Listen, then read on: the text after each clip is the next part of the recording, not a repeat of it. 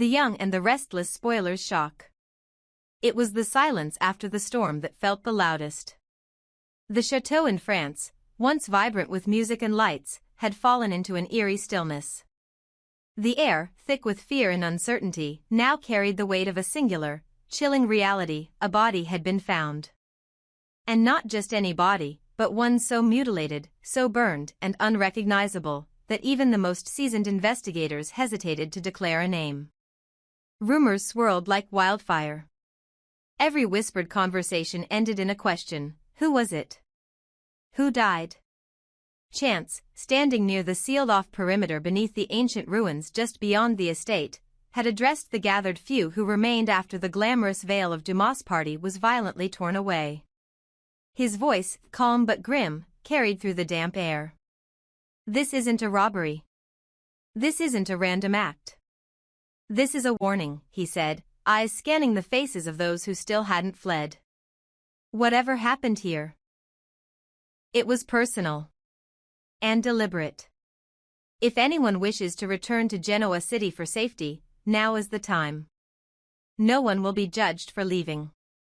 But I'm staying. I need to get to the bottom of this. And with those words, the true storm began. Kane had remained curiously detached, his expression unreadable. He made no public statements. No condolences. No shock. He simply tightened security around himself, avoided unnecessary meetings, and made it clear to those still in the estate: interfere, and you'll disappear. The message didn't need to be shouted. Everyone had already seen what defiance cost. Because someone had already paid. But who? The morning after the announcement, the atmosphere turned suffocating. No one knew what to say. Victoria, unable to sleep, replayed every moment from the previous night. Claire hadn't seen Kyle in hours, and the last confirmed sighting of him was at the edge of the ballroom, phone in hand, eyes narrowed and determined. He had told her something strange before disappearing, that he had discovered something about Kane, something so big it would make Victor look like an amateur. Then he smiled, kissed her cheek, and vanished into the crowd. He never came back. By late afternoon, the panic began. No calls. No texts. Kyle's room untouched. His luggage still at the hotel. His last known message had been to Harrison's nanny, promising to call in the morning. But morning had come and gone. And with it, the last thread of hope. Then came the preview, released by a media outlet who had obtained exclusive footage from a hidden camera stationed near the chapel where the secret body was stored for analysis. Jack and Diane, two pillars of strength, two parents forged by decades of scandal, ambition, and pain, were shown standing near a coroner's van. Jack's knees buckled as he stared into something unseen. Diane caught him, held him, and let out a raw, animalistic cry. One of those sounds only a mother can make when her world collapses. They didn't speak. They didn't look at the camera. They only held each other, trembling. The entire world saw it. And nowhere in the frame was Kyle. It didn't take long for speculation to ignite. Could Kyle be the body? Was he the one who had uncovered too much? Had he dared to dig into the truth about Kane and Aristotle Dumas and paid the ultimate price? He had been asking questions. He had been overheard near the wine cellar speaking to a technician who claimed to have seen encrypted communications between Dumas Holdings and a shell company in the Caymans. Kyle had always been curious, too curious. And Kane had warned them all. Weeks earlier, during a toast beneath the crystal chandeliers, he had raised his glass and said it plainly, though many thought he was joking, to secrets. May they remain buried. And may those who dig find nothing, or die trying. Now, those words echoed with venom. Chance had moved quickly. The body was being analyzed in a private forensic lab, and every effort was being made to extract DNA. But someone had tampered with the crime scene. Dental records were missing. Fingerprints scorched. A fire had been lit not just to destroy, but to erase. Erase identity. Erase truth. erase a life. And still, no one knew for sure who it was. But there was something more sinister beneath it all, because if Kyle was dead, then who had known? Why hadn't Kane said anything? Why did Jack and Diane, of all people, seem to confirm the worst with their collapse, their tears? Victoria's world was spiraling again. Just days ago, she had discovered that Cole, the man she loved, the father of her child, wasn't who he claimed to be. And now, possibly, her ex-husband and the father of her grandson had been murdered in a foreign country while investigating the same web of lies. The name Aristotle Dumas was no longer just mysterious. It was cursed. Every corner of the estate now buzzed with paranoia. Claire refused to leave her room. Summer was en route from Genoa City, hysterical and inconsolable. Jack had gone radio silent. Diane wouldn't speak. Even Victor was shaken. The Newman patriarch had tried to contact local authorities through diplomatic channels, only to be stonewalled. Someone powerful was blocking the investigation. And the only one who seemed unaffected was Kane. In fact, he seemed emboldened.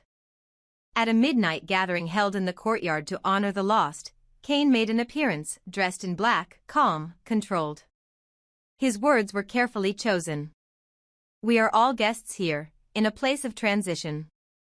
And in transition, sometimes, things are lost. Not everything is meant to last. Not every story ends the way we want it to. But endings are necessary. Especially for those who dig too deep." He didn't say Kyle's name. He didn't need to. Because everyone knew. And if they didn't know, they feared. Back in Genoa City, the media frenzy was unstoppable. Theories flooded online forums.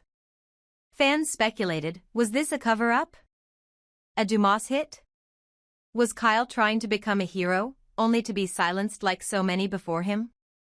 Even Phyllis, never known for restraint, began publishing op-eds demanding the truth, demanding Kane be arrested.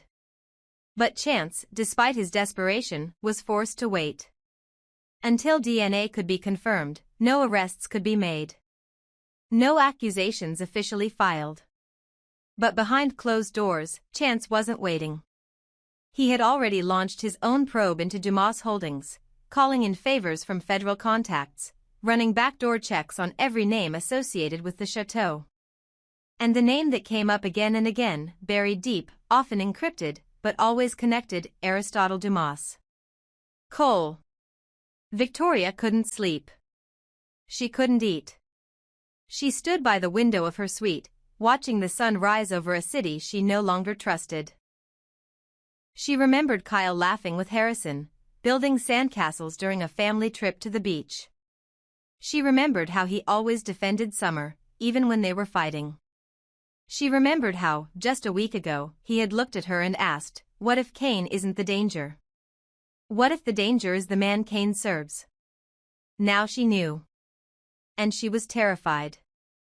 Because if Kyle had died, if he had been executed for getting too close, then the enemy they were facing wasn't just a fraud, or a manipulator. He was a killer. And he used to be called Cole. As the week drew to a close, the lab report was prepared. It hadn't yet been shared publicly. But it would be.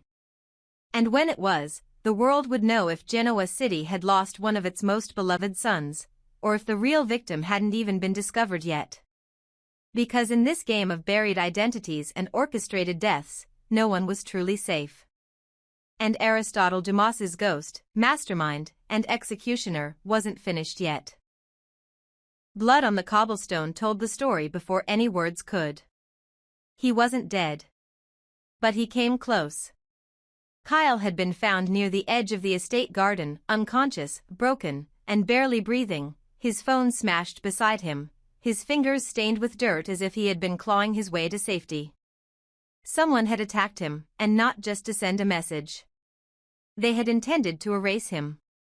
To silence him permanently. But fate, and perhaps some unseen force of justice, had intervened. A passing groundskeeper, lured by a faint groan, discovered him just in time to summon an emergency medical unit. Kyle was rushed into surgery, his body battered, several ribs broken, a deep gash across his temple, and signs of having been strangled before the attacker fled. But he was alive. Barely. When the call came, Diane collapsed. Jack, frozen at first, exploded with rage so violent that even those closest to him hesitated to speak. At the hospital in Nice, as surgeons worked frantically to stabilize Kyle, Jack stood like a statue in the hallway, his knuckles white, his face pale, his heart waging war between grief and fury. He wasn't just a father. He was a protector. And someone had dared to harm his only son. Jack didn't speak much after that. He didn't cry. He didn't plead. He simply stared out the window of the waiting room, eyes sharp, shoulders tense, breathing like a man holding back a scream. And when Chance approached him with updates, tentative, careful, suggesting they were pursuing leads, Jack cut him off with a voice so cold it could have cracked stone. "You find out who did this," he said. "And if it was Kane, you stay out of my way." Because for Jack, this wasn't just about business anymore. This was personal. Jabot wasn't just a company, it was a legacy. Kyle wasn't just his son. He was the final piece of that legacy. And someone had tried to destroy that. Jack Abbott had played the corporate game long enough to know its rules. But this wasn't business. This was blood. And blood demanded vengeance. Diane, meanwhile, unraveled. Her screams in the emergency room hallway haunted every nurse on staff. She wasn't just a grieving mother. She was a woman watching the final shred of her redemption threatened with extinction. She had fought for Kyle, betrayed for Kyle, died and resurrected for Kyle. Now, she was once again at the mercy of a world that wanted to take him away. Summer arrived in Nice 2 hours after Kyle came out of surgery. The doctors were cautious, there was brain trauma, swelling, and he hadn't yet regained consciousness. But they were hopeful. His pulse was strong. His body had responded to treatment. The wounds were brutal, but survivable. Still, none of that could erase what had happened.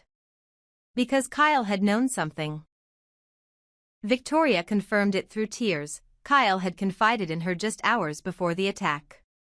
He had been chasing a lead on Kane's financials, trying to connect the dots between the Dumas estate and a shell company used to launder funds from European construction deals, one of which was tied to Newman Enterprises' newest subsidiary.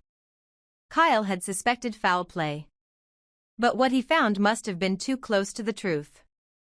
And Kane, or someone working for Kane, had struck. But now that Kyle had survived, the game had changed. Jack wasn't going to rely on law enforcement. He wasn't going to wait for evidence. He was going to act. And for the first time in years, Jack Abbott would return to the darker side of his instincts, the side that had once outmaneuvered Victor Newman himself. He wouldn't just defend his son. He would burn down everything Kane had built. And Kane, for his part, wasn't rattled. Not yet. He issued a bland public statement expressing deep concern for Kyle's condition and offered full cooperation with the investigation. But those who knew him best saw the tension behind his eyes. Because he knew Jack Abbott wasn't a man who forgave.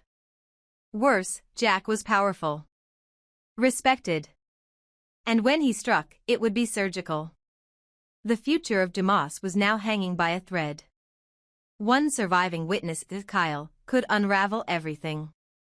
If Kyle woke up and remembered who had attacked him, if he shared what he discovered before the assault, the entire web Kane had built with Aristotle Dumas could fall apart.